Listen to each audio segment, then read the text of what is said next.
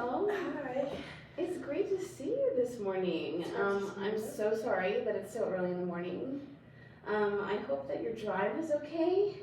It was a little dark outside because it's so early, but you know, you gotta do what you gotta do to get better. Yeah, I am so sorry about that. I'm really happy to see you this morning though, because honestly, this is early, but I'm really happy that you're here. Thank you. So I would like to introduce myself first. So my name is Katie, and I am a psychologist in training.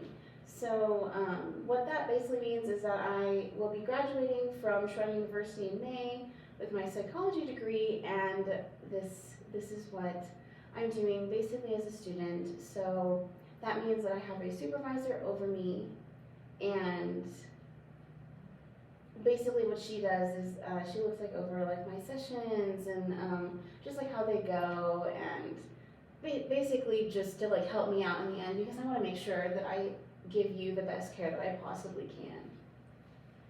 And so with that, is that okay that she views those, or? So how is she gonna, is it like recorded, or how does she like know what we're talking about? So that brings me into my next thing, is that I'm actually going to be taking notes. And so so I have this paper in front of me, so like I'm gonna basically just take like a few notes just to make sure that I fully get what you are telling me, and it also gives her just a little bit of a kind of like a breakdown of like what is happening with our session today. But I completely understand if that is not okay with you, because I don't have to. I can keep it literally just between us. Got you. I think it'll be okay. I mean, it's nothing serious. It's just I'm trying to figure out the grieving process. Okay. Well, I really am, like, I want to talk about that as soon as we possibly can, but unfortunately I do have to talk about a little bit of logistics before we get into that. Is that okay? Yeah, that's fine. Okay. So just to basically start off, these sessions are going to be completely confidential. Like I said before, yes, she will see my notes, but everything is just everything you say to me will stay between me and you. And so I want you to feel the most comfortable you possibly can. With that in mind, I do have a duty to warn. So if you do say something that could be a threat to yourself or a threat to anyone else, I do unfortunately have to get law enforcement involved and all of that, but I promise you that it is absolutely just for your safety. It is not like to throw you under the bus or anything along those lines. Like, it is our top priority is to make sure that you're the most comfortable and the most safe as possible. Got it. So unfortunately that is the worst part of my job, and I apologize for that, because I feel like that is not confidential at that point, but I promise you it is. Another thing I do have to talk about is our limit of time. So we do have 15 minutes per session. Most of my sessions with my clients go anywhere from 10 to 12 weeks, but that is completely up to you. And this is actually where we find out what best fits you. So like I do whenever you're in schooling to be a counselor, there are a lot of different counselors, and so some people just fit well with others, and that is what we're doing within these sessions, is basically finding you the best fit and who makes you the most comfortable during this process, because we talk about a lot of emotional things. And yeah. Got it. So I am so sorry. But, yeah, okay. Okay.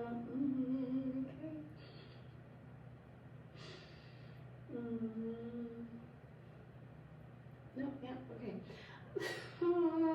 We're gonna delete that part too, it's okay. Back into it, okay. So 50-minute sessions, I will absolutely give you a warning before it comes to a close. And any conversations that we're having at that time, if they are very deep and like you need to talk about it a little bit more, we might have to like just close it, but not completely cut it off. So we may like add some homework after that. So that's another thing that I can do, is that if there's anything that you possibly want to do outside of the session, but also bring to me that we can talk about, it's going to be called homework. And so I know it brings us back to school, and I'm so sorry, because yeah, honestly, school, no one likes to think about school, but I promise this homework is going to be absolutely helpful for you. It may even bring to light some things you never thought about. So that really is logistic-wise. I'm sorry that took so long. No worries. So it's really lovely to see you again. I honestly want to introduce myself one more time. So I am Katie again, definitely a counselor in training, but I promise you I have all the experience possible. Can I get your name by chance? My name is Kayla. It's really nice to meet you, Kayla. Would you like to tell me a little bit about yourself? Yeah, so I'm a 23-year-old. I'm from Houston, Texas, and I have a small family, and I have a bunch of cats. I say small family because I just lost my great grandmother, and we were really close, so it feels even smaller now. So I'm so sorry to hear that. Well, that actually brings me right to my question. What brings you in to talk to me today? just going through that grieving process and trying to figure out how to not be with her anymore. I pretty much grew up with her by my side, and she and I would play card games together, and Thanksgiving was our favorite holiday, and we would cook all the time, and I was basically her caregiver the last couple of years of her life, and so not being with her day to day has really taken a toll on me, and I feel like so sad because I never really got to say goodbye to her. She passed in her sleep. So it's just one of those things where you think you have one more day with her, you think you have just a little bit more time with her, and she's just gone, and I don't know how to get away from that. Since I grew up with her, I've known her all my life, and now it's just like, what do I do now, you know? So Yeah, no, that honestly, loss is a very hard thing to go through, especially whenever you're super close with that person that is no longer with us. You touched on being her caregiver for the last couple part of her life. What did you do during those times? well, we opted out of taking her to a end of life kind of care facility. We didn't want to do that. We've heard so many horror stories of things happening to elderly people, like elderly abuse, and so we just decided, no, we're not going to do that. I have my own apartment. It's on the first floor, so I have an extra room. So I just thought moving her into my apartment and taking care of her, basically feeding her, washing her, spending time with her, like doing things that she likes to do. She likes to garden, so we had a little garden, taking her out, getting her vitamin C or D or whatever it is. Just being with her and with other people, you know, they have full-time jobs, and I'm just like a part-time college kid making well enough money to, you know, afford an apartment in these times. So I took it upon myself to be with her because she is one of the closest people I am, or one of the closest people in my life, or was. Yeah. No, that honestly, that's really hard, especially when you have to do all of that. It's not really have. You wanted to. I know, like, touching on that, you do want to, but how has that affected you otherwise, though? Like, being her caregiver, so before you became her caregiver, y'all were, like, really close, you said, so did being her caregiver possibly make you closer, or was it, like, did it change your relationship in any way? That's the question. So my great grandfather passed away when I was really, really young, so they were living together at the time. When he passed away, my great grandmother moved in with my great aunt, well, really my aunt, and she took care of her for a little bit, and she's getting into her old age where she can't take care of my great grandmother anymore. So I kind of saw myself in a position to help, and I just wanted to help, and so for the last like 3.5 years, I've been taking care of her. And we were close. We all live in the same city. We all live in Houston, so it was really easy to move things around since we all live so close together. It was very hard because seeing their dynamic change to our dynamic change, like they were getting farther and farther apart because they're not living together on a daily basis, to where we're getting closer. It was a very weird dynamic for at least the first couple of months, but after a while we got used to it. So. But yeah, I miss having like somebody to talk to because I don't have a boyfriend, I don't have a husband, I don't have any other pets besides my cats, and they're very antisocial. So Yeah. so having my great grandmother around just to talk and just to have somebody there was what kind of made my day. So, but not having her, it's really taken a toll on me. No, you are saying, yeah, honestly, I can completely understand that. Not having that person there that's been there for a while is really, really hard, especially whenever it comes to not having like a significant other or like possibly like a super good friend that is like with you all the time. That would be very hard.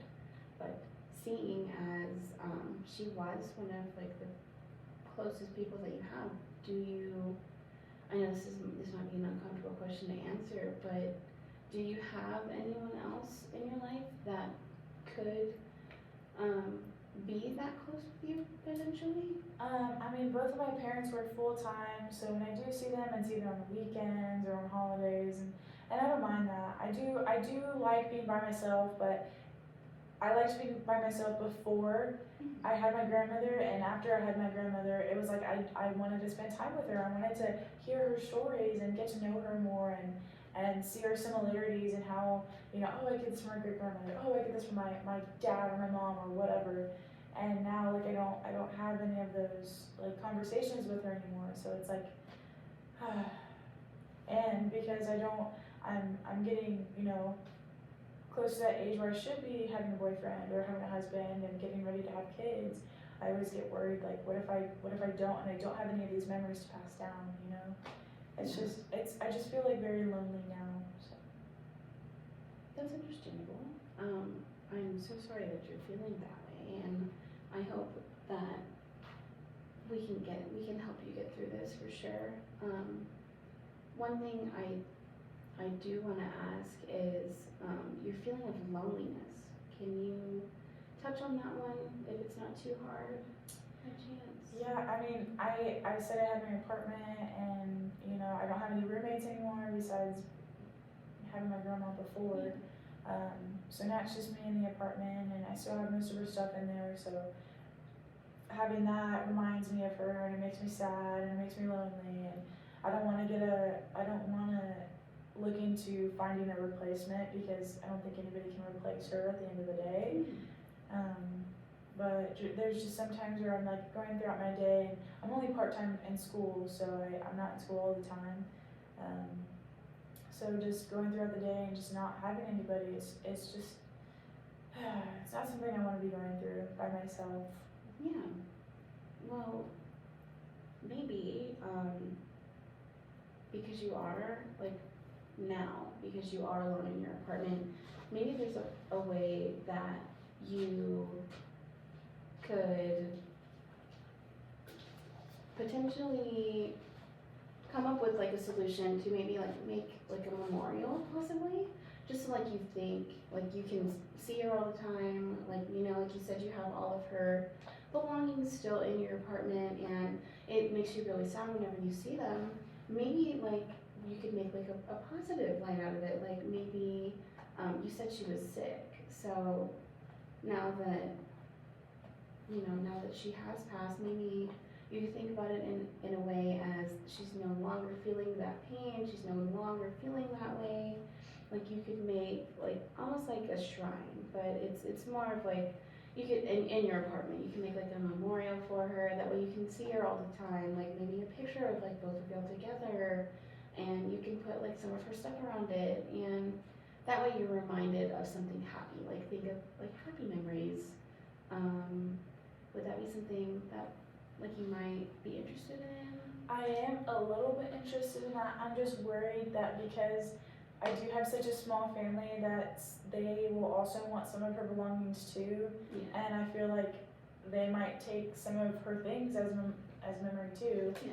even though they weren't there to help her as much as I was. I was not as a rite of passage that I should have most of her stuff, but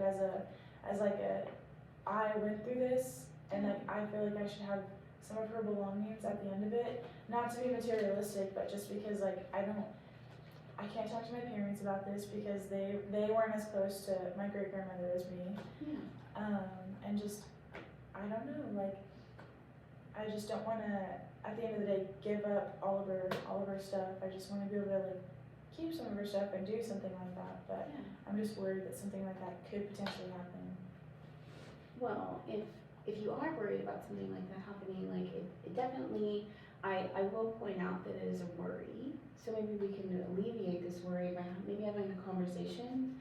Like, and it doesn't have to be like a very in-depth conversation. Like maybe you could just call them up and see like, like ask how their day's going and like, like just kind of like touch base. But then maybe you could go into the conversation, like asking, hey, like a great grandma, like she had all this stuff, and like I just wanted to basically make sure that if there was anything like that y'all remember very closely that you would like to have, and like maybe don't describe everything that she has, but like maybe just ask them if there's something sentimental to them specifically.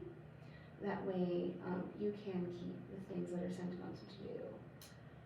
Yeah, I definitely think I need to have a conversation with them. It's just I don't know. I get into those little modes of being lonely, and I don't want to talk to anybody because I am so lonely. So, I mean, it would definitely be homework for me to have that conversation, but it's still tough. Yeah, no, that is very tough.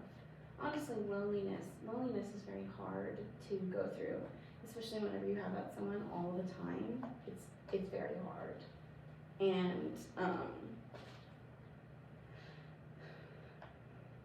getting through and past loneliness will take time, but I promise you, the more that you work on it, the better it will get.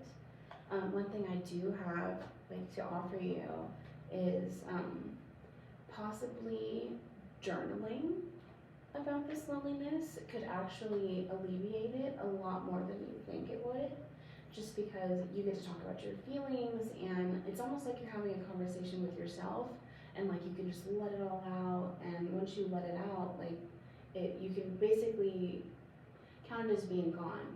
Or another thing you could do is if you don't want to think about it at all, like let's say you write it down, you can burn it. Almost like literally alleviate the problem, like in one go. Yeah, I like that idea of the burning it. I don't know. I just want to get over, not necessarily get over. I just want to be able to stop feeling so lonely. Yeah. So. No, I understand. I completely understand. Like in my time, I have lost someone very close to me as well, and so I completely understand that feeling, especially whenever you're taking care of that person that you lost. It can be a very different dynamic in your house, especially since that it was just you and her. One thing I found personally, like with me, that worked is whenever I would feel lonely, I would go and do something. Like I would possibly like go for a walk, or like play with one of my animals, or color a coloring page. A lot of people don't realize that coloring actually alleviates a lot of emotions from the body. And like, I feel like if you came up with like maybe like just little fun things that you can have in a mood jar. Like maybe this is what I'm gonna assign you for your homework, is creating fun things that you like doing that alleviates these feelings of loneliness. So if that is going on a jog, or going to the coffee shop, or, you know, reading a new book. Honestly, any of those things, just to like take your mind off of it for a little bit. Just so you don't have to think about being so lonely. That sounds like a good idea. I mean, I never thought of putting everything in a jar and just being spontaneous like that. I'm so used to having the schedule, so being spontaneous might help me out a little bit. So I really like that idea. I'm glad. It is unfortunately coming close to time, but is there any questions before we do close that you have for me, possibly? No, I want to say again, I like that idea of the spontaneous activities. I think that was really helpful. Well, I'm glad that I could give you something to take away from this session. I really am, just because this is very hard, and honestly, I can feel your emotion, and I'm really sorry for your loss, and I hope that going through these sessions and talking about it some more, and maybe trying that little bit of homework can alleviate a little bit of it, at least, because I know it's going to take time, but I promise you that it will get better. It takes time, but it does get better, because helping yourself and keeping these little like spontaneous things you do, I bet you it'll slowly get better. Okay, so one thing I do like to do before I end my sessions though is just like take a pause really quick to just take a deep breath and like think about what we talked about today. And you just let it out. And hopefully that little bit of just a relief, it gives you a little bit of time to think about what you shared with me and what you were so vulnerable with today. And hopefully that little bit of an Excel can help with some of the pent up feelings that we're feeling. Yeah, I appreciated that. That was nice. Thank you. Thank you so much for all you're sharing with me today. If you do, like I said earlier, all counselors are different. So if you did enjoy your session today, or it did enlighten you a little bit, and you do want to continue with me, you can actually go up to the office and they can do another session for you, but that is completely up to you. If you are comfortable, I completely understand if you do not come back. I promise no hard feelings. But yeah, I thank you so much for being vulnerable today. I hope that the rest of your day is better. Thank you. Okay, see. 23 minutes.